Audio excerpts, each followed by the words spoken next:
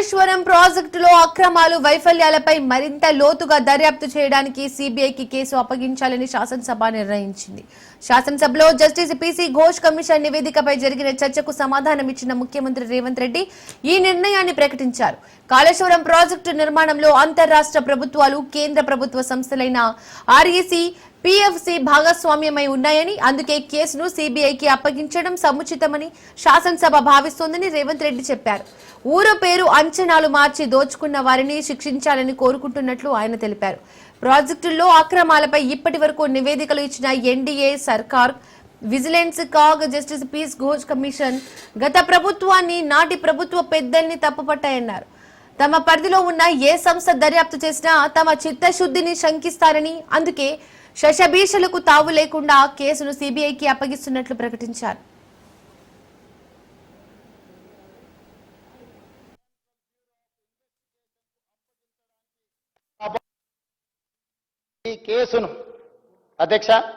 ఈ కేసును central bureau of investigation కి అప్పగించడం సముచితము. అందుకే ఈ కేసు దర్యాప్తును సెంట్రల్ బ్యూరో ఆఫ్ ఇన్వెస్టిగేషన్ కు అప్పగించడానికి సభ నిర్ణయం తీసుకుంటున్నది తమ అనుమతితో. అధ్యక్ష, ఎన్నో రకాల అంశాలు, విచారణ అర్హమైన విషయాలు ఇందులో ఉండడం వల్ల సిబిఐ ఎంక్వైరీకి మా ప్రభుత్వం ఆదేశాలు జారీ చేయనైనది. ఈ సభ దీన్ని ఏకగ్రీవంగా ఆమోదించి సిబిఐ ఎంక్వైరీలో ఊరు పేరు అంచనాలు మార్చి దోచుకున్న వాళ్ళందరినీ శిక్షించడానికి అవసరమైన నిజాయితీతో కూడుకున్న విచారణ జరగాలని ఆశిస్తూ తమరి దగ్గర సెలవు తీసుకుంటున్న అధ్యక్ష. శాసనసభలో తమకు మాట్లాడే అవకాశం ఇవ్వలేదని నిరసిస్తూ శాసనసభ నుండి బీఆర్ఎస్ వాకౌట్ చేసింది. ఆ పార్టీ ఎమ్మెల్యేలంతా చప్పట్లు కొడుతూ నడుచుకుంటూ అసెంబ్లీ ఎదురుగా ఉన్న గన్ పార్క్ కు వెళ్లారు. జస్టిస్ ఘోష్ కమిషన్ నివేదిక పత్రాలను చెట్టబుద్దలో వేసి నిరసన తెలిపారు. శాసనసభ సాక్షిగా బీఆర్ఎస్ గొంతు నొక్కారని నేతలు మండిపడ్డారు. కమిషన్ నివేదిక చిత్తు కాగితంతో సమానమన్నారు. కాళేశ్వరంపై శాసనసభలో నిజాలు వివరించే ప్రయత్నం చేస్తే మైక్ ఇవ్వలేదని, సీఎం రేవంత్ రెడ్డి సహా మంత్రులంతా ఏకంగా 33 సార్లు అడ్డుకున్నారని విమర్శించారు. స్పీకర్ కూడా ఏమాత్రం సంబంధం లేనట్లు వ్యవహరించారన్నారు. రైతన్నలకు వరదాయనిగా మారిన కాళేశ్వరం ప్రాజెక్టును కాపాడుకునేందుకు ఉద్యమం చేస్తామన్నారు.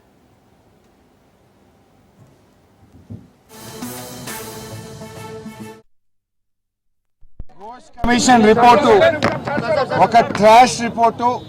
అందుకే ఈ రిపోర్టును మేము చెత్తబుట్టలో వేయడం జరిగింది. ఇది పూర్తిగా పక్షపాతమైన రిపోర్టు, ఏకపక్షమైనటువంటి రిపోర్టు.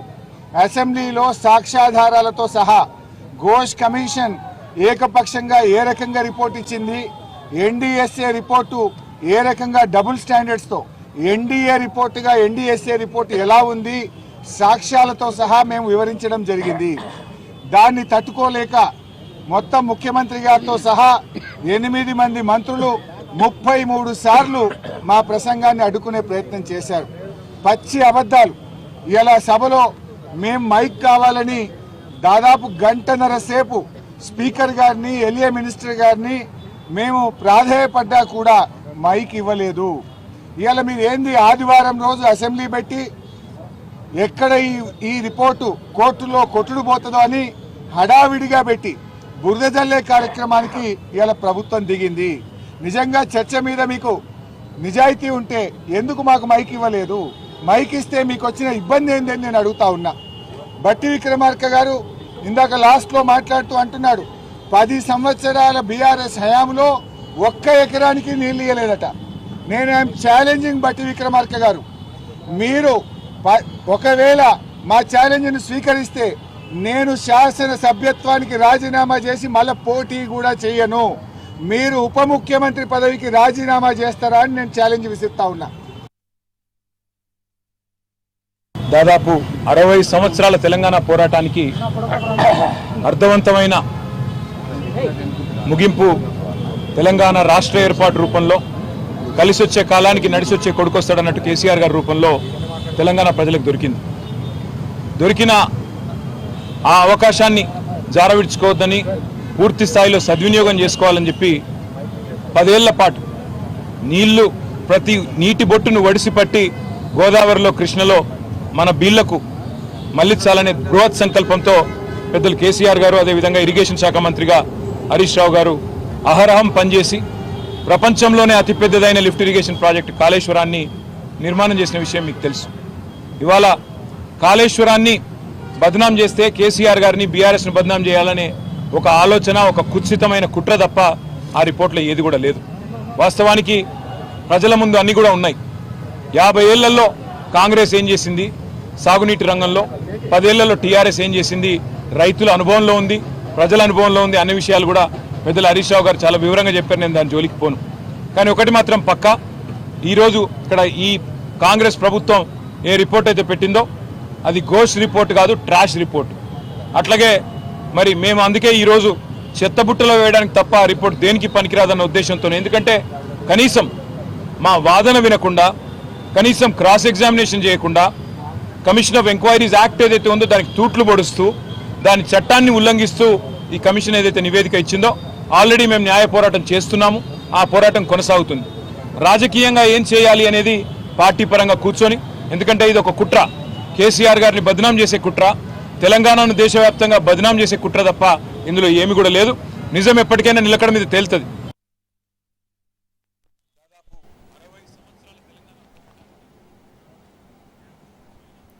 కాళేశ్వరంపై శాసనసభలో వాడివేడి చర్చ జరిగింది. కాళేశ్వరం పేరుతో ప్రజాధనం దోచుకున్నారని సీఎం రేవంత్ రెడ్డి ఆరోపించారు. మేడిగడ్డ కూలిపోవడంతో గోదావరిలో 1,00,000 కోట్లు కొట్టుకుపోయాయన్నారు. దీనిపై విచారణ చేయించి లోపాలు ఎత్తి చూపిస్తే అడ్డుకుంటున్నారని మండిపడ్డారు. కమిషన్ నివేదికలో ఏమైనా లోపాలుంటే వాటిని ప్రస్తావించకుండా జస్టిస్ ఘోష్ ను తక్కువ చేసి మాట్లాడడం సరికాదన్నారు. తెలంగాణలో సామెత ఉంది, సౌభాగ్నాయక్ లిఖినా అని. ఏం చెప్పిండు అధ్యక్ష? Shri T Harish Rao has not denied in his evidence the submission of the report by expert committee on 7/4/2015 to the government. Commission Harish Rao గారిని ఎగ్జామిన్ చేసి ప్రశ్నించినప్పుడు, ఈ ఎక్స్పర్ట్ కమిటీ రిపోర్ట్ మీద మాట్లాడినప్పుడు ఏమన్నాడు అధ్యక్ష? The submission of the report by expert committee on 7/4/2015 to the government. స్పష్టంగా హరీష్ రావు గారు కూడా ఈ నివేదిక ఇచ్చారు. ఈ నివేదిక వచ్చింది. కానీ మా మామ, మా బావమర్ది గారు ఈ దోపిడీకి పాల్పడాలని చేసి నేనేం చేయలేను అని నిస్సహాయతను పరోక్షంగా ఒప్పుకున్నాడని కమిషన్ రాసింది అధ్యక్ష. అందుకే వారు ఆందోళన చెందుతున్నారు, ఆతృతగా ఉన్నాడు ఈ రిపోర్ట్ చర్చ జరగొద్దని. ఎట్లా జరగదు అధ్యక్ష? ఇంత పెద్ద 665 పేజీల రిపోర్టు, వీళ్ళ గొప్పతనం గురించి, భారతం, రామాయణం అవే ఇన్ని పేజీలలో ఉంటాయి అధ్యక్ష. ఇంకా మిగిలింది వీళ్ళ కథనే, కాళేశ్వరం కథలే 665 పేజీల రిపోర్ట్ ఉంది అధ్యక్ష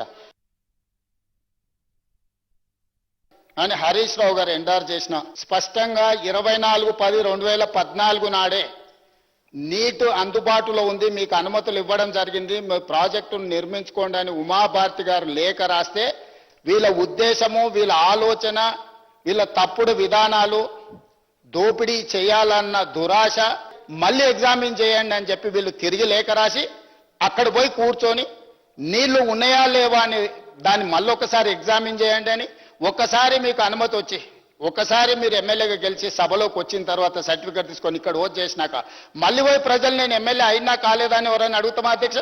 సంబంధిత నీటిపారుదల శాఖ మంత్రి హరీష్ రావు గారు మొత్తం వ్యవస్థల్ని తప్పు పట్టిండని చెప్పి పేజీ నెంబర్ 98 హరీష్ రావు గారు తప్పు చేసింది, ఈ తప్పుకు కారణం హరీష్ రావు గారు అని చెప్పి కమిషన్ క్లియర్ గా ఈ పేజీలో రాసింది అధ్యక్ష.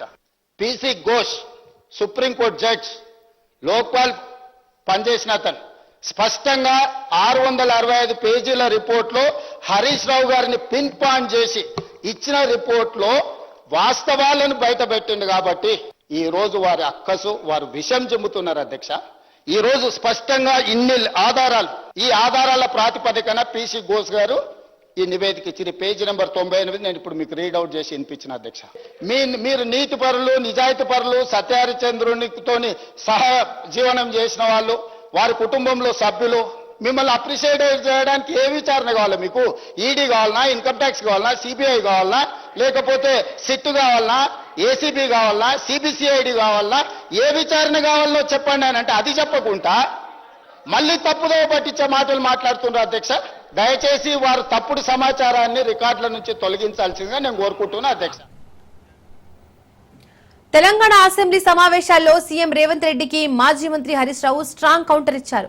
తుమ్మిడిహెట్టి వద్ద ప్రతిపాదించిన ప్రాణహిత చేవేళ్ల ప్రాజెక్టును కొనసాగించేందుకు ఎంతో కృషి చేశామని, మహారాష్ట్ర ప్రభుత్వంతో పాటు సిడబ్ల్యూసీ నిపుణుల కమిటీ ఇతర సంస్థలన్నీ ఈ ప్రాజెక్టుకు ఒప్పుకోకపోవడం వల్లే దానిని మేడిగడ్డకు మార్చామని తెలిపారు. 2009 నుంచి 2014 వరకు రాష్ట్రంలో అధికారంలో ఉన్న కాంగ్రెస్ ప్రభుత్వం తుమ్మిడిహెట్టి వద్ద తట్టెడు మట్టి కూడా ఎందుకు తీయలేదని ప్రశ్నించారు. 150 పేజీల రిపోర్ట్ ఇస్తుంది, బయటనేమో తొడలు కొడుతుంది, సవాళ్ళు విసిరుతుంది. మాట్లాడదాం రాండి కాళేశ్వరం మీద అంటరి, మాట్లాడదామా అంటే నువ్వు అర్ధగంటలో ముగించావని పడుతుంది. ఇదేంటి అర్ధగంటలో ముగించుడు? ఇంకోటి మా ఎలియా మినిస్టర్ గారు ఏదో పెద్ద ఫేవర్ చేసినా మొదలు మీకు ఇచ్చిన అంటుందో, నాకేం ఫేవర్ అక్కర్లేదు, మీరే మాట్లాడండి, మీ తర్వాత నేను మాట్లాడతా. I don't want any favour. Commission of enquiry act 1952 ప్రకారం 8B 8C ఇవ్వకుండా నిబంధనలు అనుసరించలేదని మేము కోర్టుకు వెళ్ళాం. అది ఫండమెంటల్ రైట్, కాన్స్టిట్యూషన్ ఇచ్చిన రైట్. శ్రీమతి ఇందిరాగాంధీ గారు కూడా వెళ్ళారు, ఎల్కే అద్వానీ గారు కూడా వెళ్ళారు. ఎల్కే అద్వానీ గారు వెళ్తే ఒప్పు, మేము వెళ్తే తప్ప. I will explain all those things, don't worry. అయితే అధ్యక్ష, సరే ఆ విషయం కోర్టులో ఉంది, 3 వారాల్లో ప్రభుత్వం కౌంటర్ వేస్తామని చెప్పింది. మేము ఎక్కడ సుప్రీంకోర్టు వెళ్తామో, ఎక్కడ ఈ కమిషన్ రిపోర్ట్ క్వాష్ అయిపోతుందో, దీంట్లో సత్తా లేదు, దీంట్లో నియమ నిబంధనలు పాటించలేదనే విషయం ముఖ్యమంత్రి గారికి బాగా అర్థమైంది. అందుకే ముఖ్యమంత్రి గారు సుప్రీంకోర్టులో కేవిటేసిండ్రు. కోర్టులో కూడా రేపో మాపో మళ్ళీ డిస్కషన్కి వస్తుంది కదా, ఈలోపు అది స్టే వస్తే క్వాష్ అయిపోతుందేమో అని చెప్పి ఆదరబాదరగా ఆదివారం నాడు రిపోర్టు పెట్టిందంటేనే మీ కుట్ర ఏందో అనేటువంటిది స్పష్టంగా రాష్ట్ర ప్రజలకు అర్థమైతా ఉంది అధ్యక్ష. 650 పేజీల్లో ఉన్న ఒక్కొక్క పేజీకి ఒక్కొక్క అక్షరానికి నేను సమాధానం చెప్తాను. We are prepared. ఇదంతా కూడా బురద జల్లే రాజకీయము. దయచేసి మాకు అన్ఇంటరప్టెడ్ గా, నేను స్టార్ట్ చేయకముందే 2 సార్లు మంత్రి గారు లేశారు. My submission with honourable speaker, 2 చేతులు జోడించి మిమ్మల్ని ప్రార్థిస్తా ఉన్నా, డిస్టర్బ్ చేయకండి, మధ్య మధ్యలో మంత్రులకు ఇవ్వద్దు, నాకు కనీసం 2 గంటల సమయాన్ని ఇవ్వాలని మీ సవినయంగా కోరుతా ఉన్నా.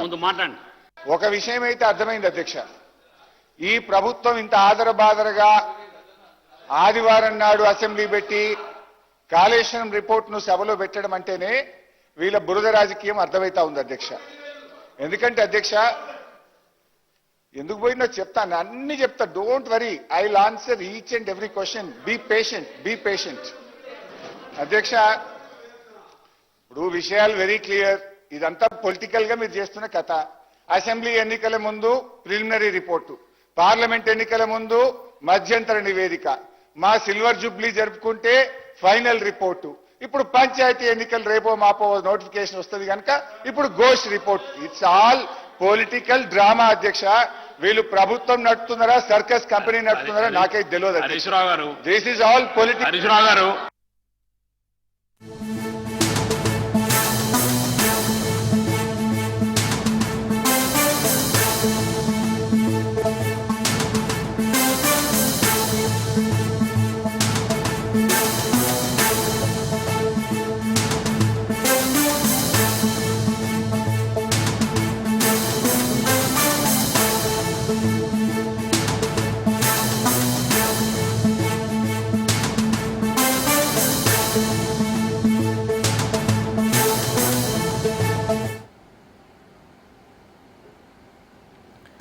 అల్లూరు జిల్లా పాడేరులో ప్రమాదం జరిగింది. వినాయక నిమజ్జన కార్యక్రమంలో భక్తులపైకి కారు దూసుకెళ్లింది. దీంతో భక్తులు తీవ్రంగా గాయపడ్డారు. క్షతగాత్రులను పాడేరు ఆసుపత్రికి తరలించారు. గాయపడిన వారిలో 3 పరిస్థితి విషమంగా ఉంది.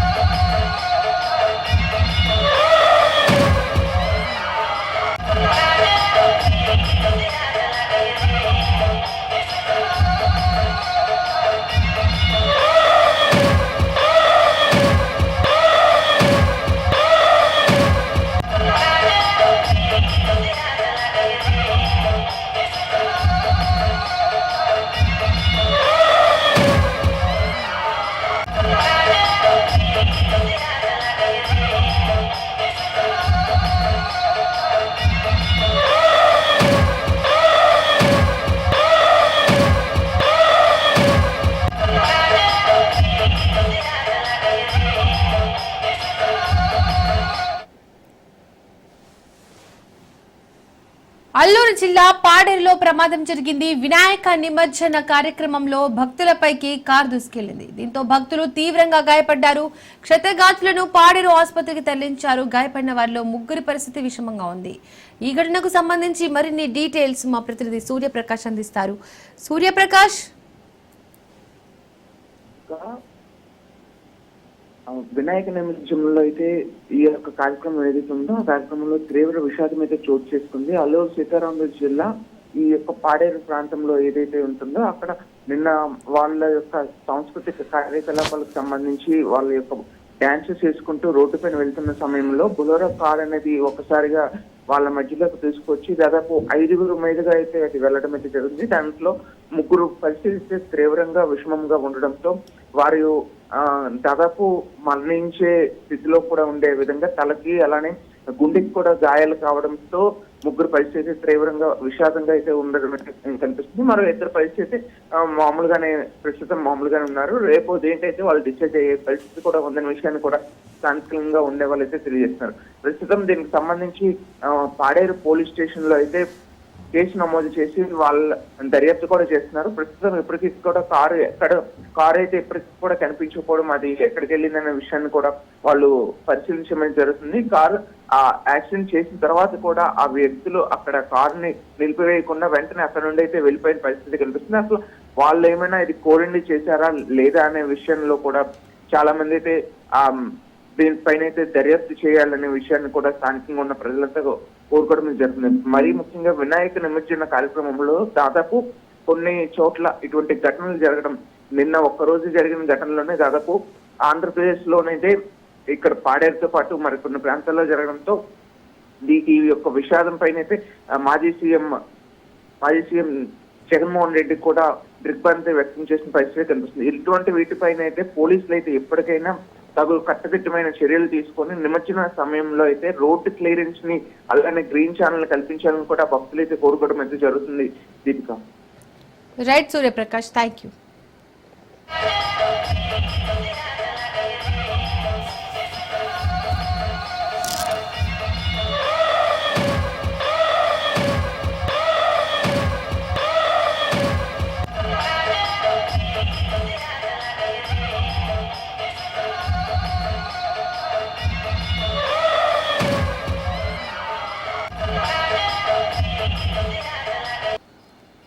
హైదరాబాద్ షేక్పేట డివిజన్ లో గత 16 ఏళ్లుగా వినాయక మండపాన్ని నిర్వహిస్తున్న జై శ్రీరామ్ యూత్ అసోసియేషన్ సభ్యులు ఈసారి కూడా వినాయక నవరాత్రులను ఘనంగా నిర్వహిస్తున్నారు.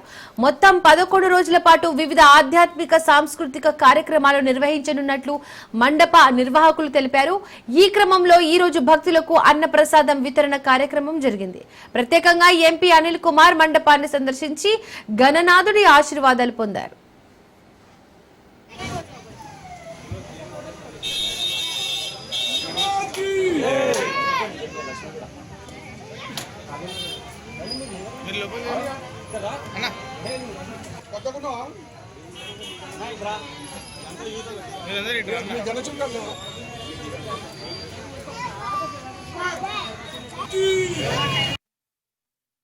మనది యూత్ పేరు వచ్చేసి జై శ్రీరామ్ యూత్ అసోసియేషన్. మనము ఆల్మోస్ట్ ఒక 2012 నుంచి 2025 ఇది ఇంతవరకు మనం గణేశుని కొనసాగిస్తున్నాము. ఇవాళ అన్నదానం కార్యక్రమం ఉంది మన దగ్గర. అట్లనే తీసే రోజు కూడా మంచి అన్ని విగ్రహాలు అట్లనే వేషాలు కూడా అన్ని అఘోరీ వేషాలు అన్ని పెట్టిస్తామన్న. 16 ఇయర్స్ సెలబ్రేషన్ అన్నది 2012 నుంచి స్టార్ట్ చేసినాం. ఇది 2025. లాస్ట్ ఇయర్ కూడా ఊరేగింపు చాలా మంచిగా అయిందన్న, చాలా భారీగా ఉండే లాస్ట్ ఇయర్ కూడా. ఈసారి కూడా అట్లనే ఉందన్న, భారీగా ఉంది. చాలా విగ్రహాలు ఉన్నాయి, అఘోరీ వేషం ఉంది, మళ్ళీ వెనకాల సెట్టింగ్స్ ఉన్నాయి, లైటింగ్ సెట్స్ ఉన్నాయి, అన్నీ ఉన్నాయి అన్న మన దగ్గర. లడ్డు వేలం పాట కూడా ఉందన్న. లాస్ట్ టైం కూడా లడ్డు చాలా భారీగా పోయింది. శ్రీరామ్ అన్న, మన టీం పేరు వచ్చేసి జై శ్రీరామ్ యూత్ అసోసియేషన్. గత 16 ఇయర్స్ నుంచి మనం ఇక్కడ వినాయకుని పెడుతున్నాము. ఆల్మోస్ట్ ఒక 4, 5, 6 ఇయర్స్ నుంచి ఇట్లనే భారీ విగ్రహం తెస్తాము. ఆల్మోస్ట్ 25 to 26 ఫీట్స్ అయితే కంపల్సరీ ఉంటుంది. ఈ గోదాం వచ్చేసి శ్రీ చౌదరి ఆర్ట్స్ అని ఉంటుంది, ఫేమస్ అది ఐడియాలో హైదరాబాద్లోనే. అందులో నుంచి 4-5 ఇయర్స్ నుంచి తీసుకొస్తున్నాము. ఇంకొకటి నిమజ్జనం రోజు గ్రాండ్ సెలబ్రేషన్స్ ఉంటాయి. 11 days కూడా ఉంటాయి. డే బై డే ఏదో ఒకటి చేస్తాం మేము. అన్నదానం ప్రోగ్రాంలు 2-3 days ఉంటాయి. అలా ఎవ్రీ ఇయర్ అట్లనే వస్తుంది. అట్లనే సక్సెస్ఫుల్గా చేసుకుంటూ వస్తున్నాం మేము. ఇంత నెక్స్ట్ కూడా అట్లనే పోవాలని AP deputy CM Pawan Kalyan మంత్రి నాదెండ్ల మనోహర్ పై మాజీ మంత్రి పేర్ని నాని సెటరికల్ కామెంట్స్ చేశారు. టీడీపీ అంతర్జాతీయ పార్టీ, జనసేన జాతీయ పార్టీ అని ఎద్దేవా చేశారు. జనసేన కార్యకర్తలు దసరా తర్వాత ఆయుధ పూజ చేసి రోడ్లపైకి రావనడం దేనికి సంకేతమన్నారు. ఆయుధాలు తీసుకుని యూరియా షాపులకు వెళ్తారా అంటూ సెటైర్లు వేశారు. మిమ్మల్ని నాయకులుగా దేశ నిర్మాణంలో మిమ్మల్ని కీలకమైన వ్యక్తులుగా చేసే బాధ్యత నేను తీసుకుంటాను. ఈ ధైర్యంతో ఇంటికి వెళ్ళండి. దసరా నుంచి దశమికి మీరు ఆయుధ పూజ చేయండి, ఆయుధం పట్టుకోండి, మన రోడ్ల మీదకి వెళ్తున్నాం. బలంగా దేశ నిర్మాణం కోసం, పునర్నిర్మాణం కోసం, దేశాన్ని బలోపేతం చేయడం కోసం మనస్ఫూర్తిగా కలిపి అడుగులేద్దాం. దేనికన్నా ఆయుధాలు చేతపూని రోడ్ల మీదకి వచ్చి ఏం చేయాలి? మరి ఎవరిని చంపమని చెప్తున్నారు? వైసీపీ వాళ్ళని చంపమని ఆయుధాలు తీసుకొచ్చి దేనికి చెప్పండి? దసరాకి పూజ చేసి ఆయుధాలు చేతపూని రోడ్డు మీదకి రమ్మన్నారు. రోడ్డుకి మీదకి రమ్మని చెప్పండి, పోనీ మంచి చేయించండి, యూరియా కోట్లకి వెళ్ళమని చెప్పండి. పోనీ మీరు మీ కార్యకర్తలని దసరాకి ఆయుధాలు పట్టుకుని పూజ చేసి ఆయుధాలు పట్టుకుని రోడ్డు ఎక్కి ఆ యూరియా బ్లాక్ లో అమ్ముకుంటున్నటువంటి తెలుగుదేశం వాళ్ళం, లేకపోతే వేరుశనక్కాయ విత్తనాలు దోచుకుంటున్న బ్లాక్ లో బయట మార్కెట్ లో అమ్ముకుంటున్న వాళ్ళం ఏదో చేయమని చెప్పాలి కదా. అవి చెప్పకుండా భారత ప్రధాని మోడీ చైనాలో పర్యటిస్తున్నారు. షాంఘై సహకార సంస్థ సదస్సులో పాల్గొన్నారు.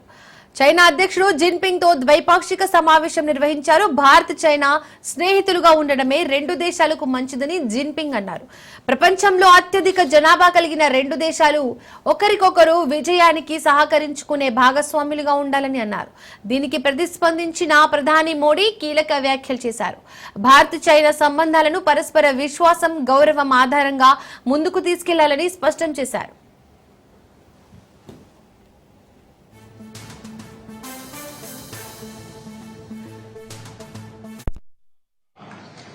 हृदय से आभार व्यक्त करता हूं।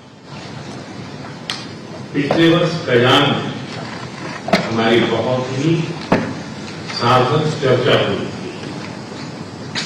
हमारे संबंधों को एक सकारात्मक दिशा मिली। सीमा पर डिसएंगेजमेंट के बाद शांति और स्थिरता का माहौल बना हुआ है। हमारे स्पेशल रिप्रेजेंटेटिव्स के बीच बॉर्डर मैनेजमेंट के संबंध में सहमति बनी।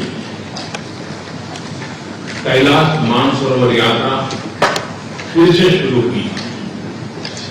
दोनों देशों के बीच डायरेक्ट फ्लाइट भी फिर से शुरू की जा रही है।